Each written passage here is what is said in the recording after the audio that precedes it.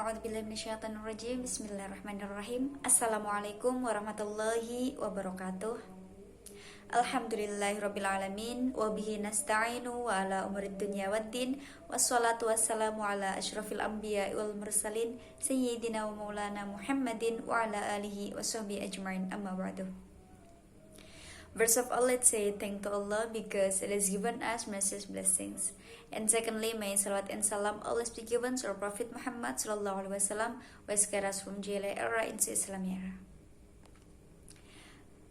Perkenalkan, nama saya Kusrini Oktaviani dari program studi Tadris Bahasa Inggris kelas C semester 4. Di sini saya akan menyampaikan sedikit tentang sejarah peradaban Islam pada masa Nabi Muhammad SAW.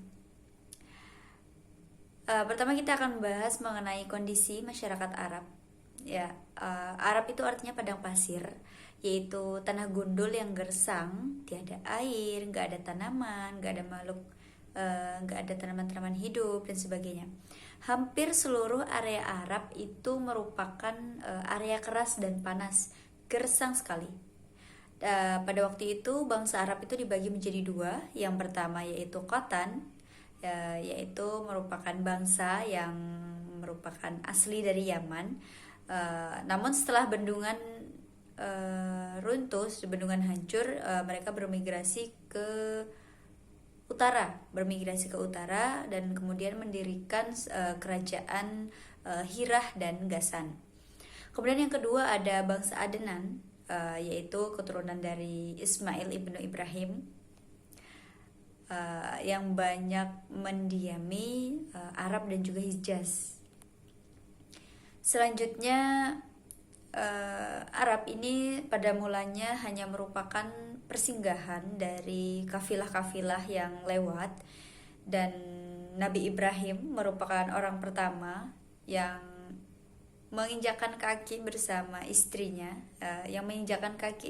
dan juga Nabi Ismail berdiam di tempat tersebut. Dan pada saat itu juga ada kakek dari Nabi Muhammad, yaitu Kusoi, merupakan orang yang berjasa dalam hal mendirikan pemukiman di masyarakat, kemudian menghimpun sukunya dan juga suku-suku yang lain. Pada zaman dahulu bangsa Arab ini merupakan bangsa yang jahil, hidup pada zaman jahiliyah pada saat itu sebutannya. Bukan berarti jahiliyah itu bodoh yang tidak bisa membaca, tidak bisa menulis, tapi pada zaman itu ada yang bisa menulis dan juga ada yang bisa membaca. Tapi pada saat itu menulis dan membaca ini belum tenar. Jadi baca dan menulis ini merupakan hal yang biasa bagi mereka, bukan hal yang istimewa seperti zaman sekarang yang mengutamakan pendidikan. Pada zaman itu yang bisa membaca dan menulis itu hanya beberapa orang saja, sehingga karena mereka tidak mengutamakan membaca, tidak mengutamakan menulis, tidak mengutamakan pendidikan, mereka itu hidup dalam ruang lingkup hawa nafsu. Yang mereka tahu pada saat itu, yang mereka pahami pada saat itu, yang mereka panuti pada saat itu, sebuah pepatah yang mengatakan bahwa yang kuat menguasai yang lemah.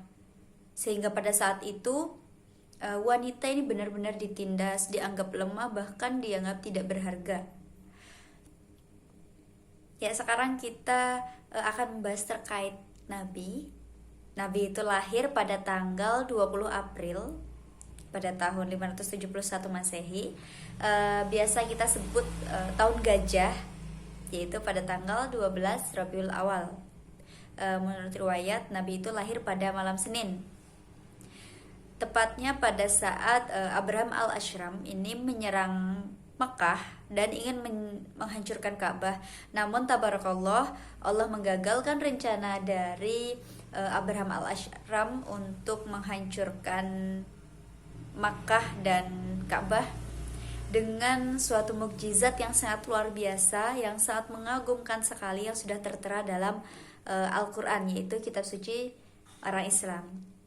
Nabi Muhammad ini terlahir dari keluarga miskin, Namun meskipun miskin, meskipun keluarga sederhana, Nabi ini terlahir dari keluarga terhormat, keluarga terpandang di Makkah pada saat itu.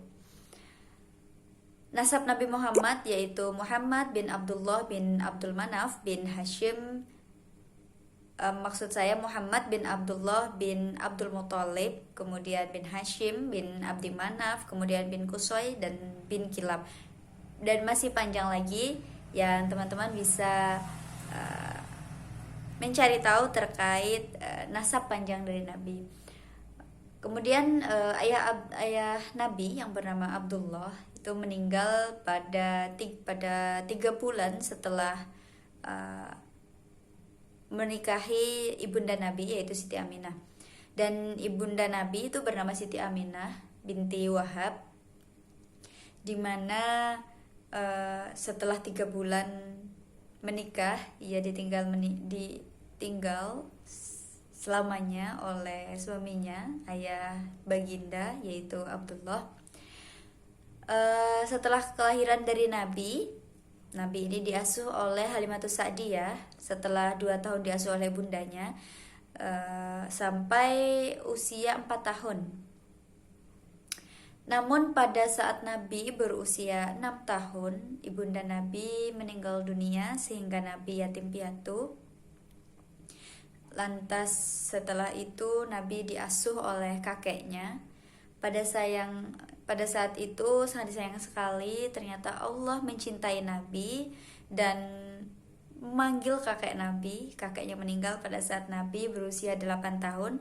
Kemudian Nabi diasuh oleh pamannya. Nah, pada saat diasuh pamannya, Nabi ini belajar banyak hal dan juga semakin mandiri.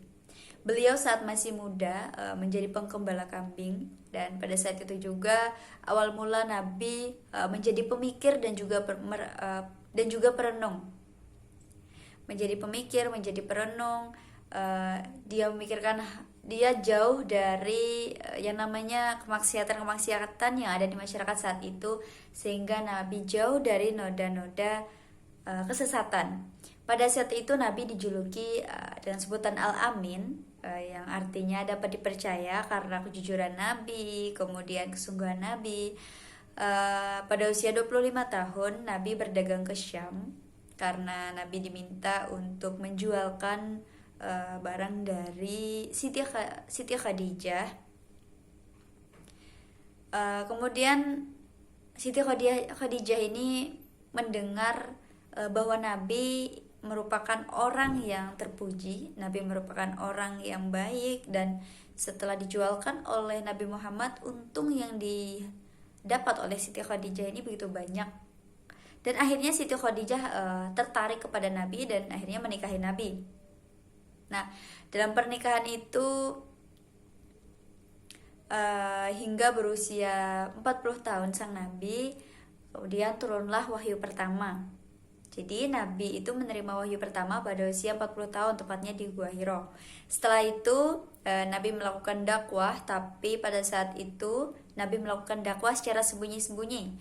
Mulai dari keluarganya dulu, yaitu Siti Khadijah, kemudian Ali bin Abi Thalib, kemudian Zaid bin Harisah, kemudian Abu Bakar Siddiq yang merupakan sahabat Nabi, lantas orang-orang terdekat Nabi seperti Utsman bin Affan dan lain-lain. Sehingga orang-orang yang telah saya sebutkan tadi itu merupakan atau biasa disebut dengan as-sabiqun al-awwalun, yaitu orang-orang yang pertama masuk Islam. Jadi Islam lahir ini membawa undang-undang baru tentang ketauhidan, tentang masyarakatan yang akhirnya dijadikan pedoman.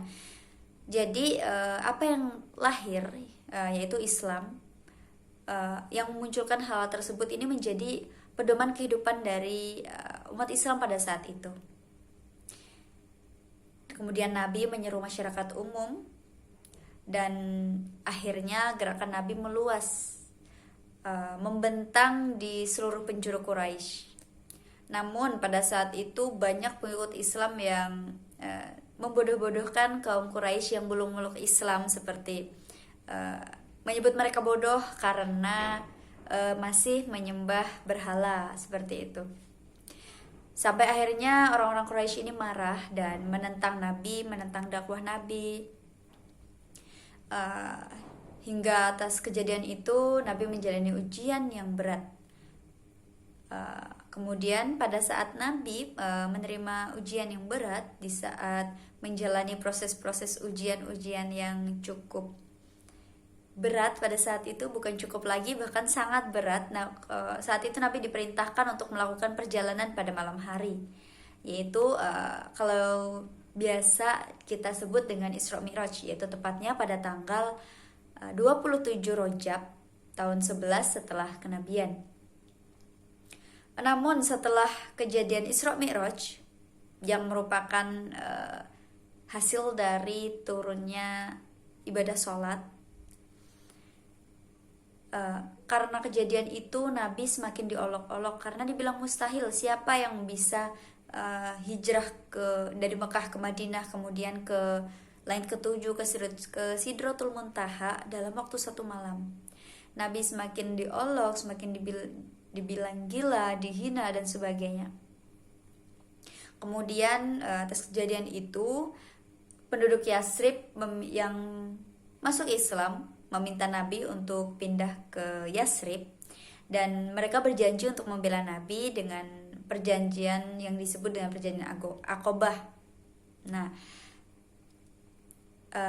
Islam lemah ketika di Mekah. Namun dengan perjanjian itu dan Nabi hijrah ke Madinah, mereka dilindungi oleh kaum Yasrib dan akhirnya mereka kuat dan semakin meluas.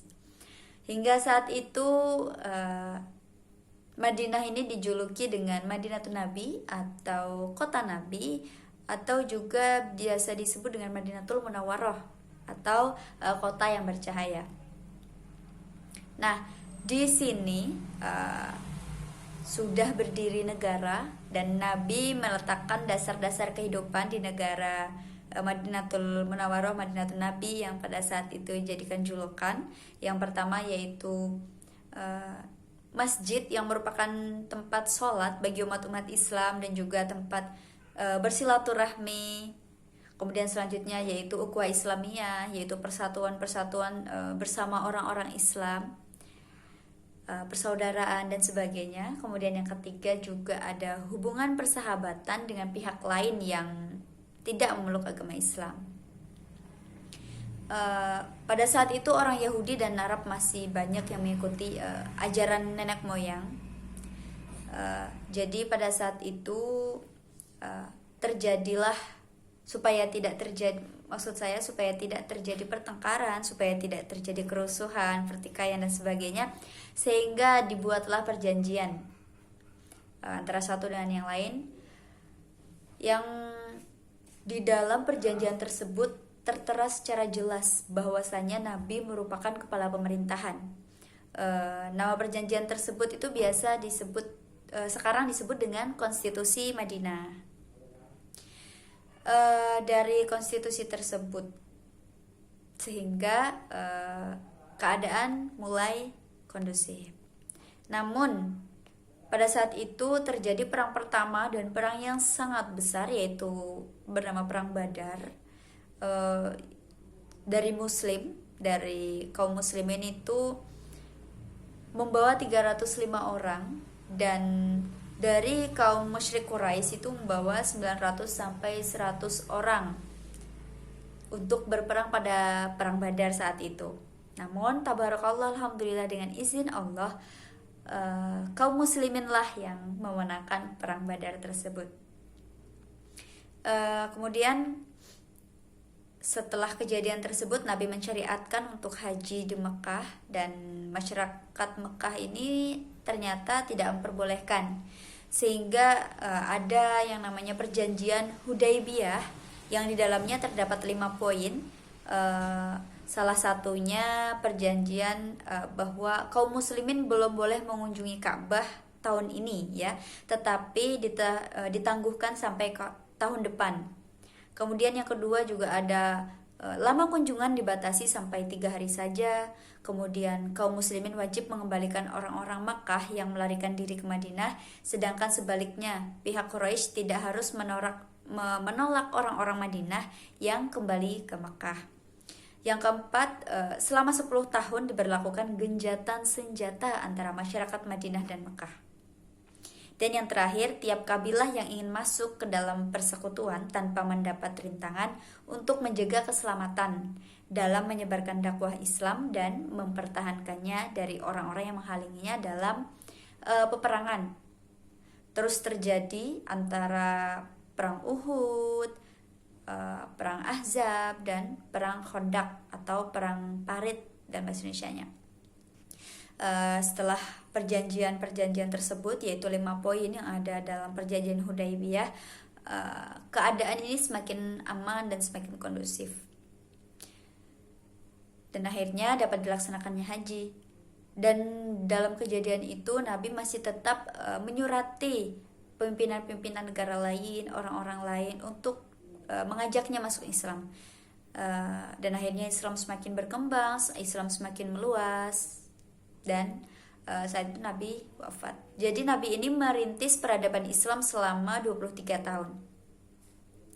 Mulai dari jahiliyah, zaman kebodohan, orang-orang yang belum mengutamakan pengetahuan, tulis-menulis, membaca, dan pendidikan, menjadi bangsa yang berperadaban, berjiwa Islami, bersatu, berakhlak mulia, dan berpengetahuan. Jadi Nabi merupakan tauladan yang hasan.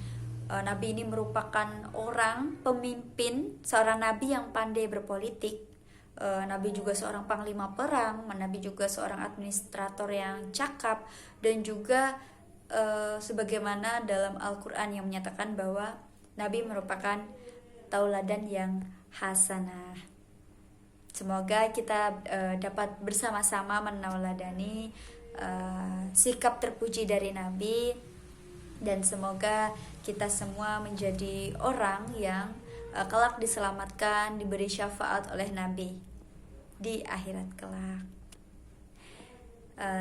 Saya rasa demikian dari saya. Terima kasih atas perhatiannya. Billahi taufiq wal hidayah wa ridhol inayah. Wassalamualaikum warahmatullahi wabarakatuh.